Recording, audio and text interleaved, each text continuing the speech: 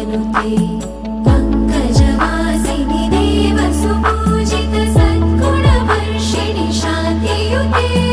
जय जय हे मधुसूदन कामिनि आदिलक्ष्मि जय पालय माम्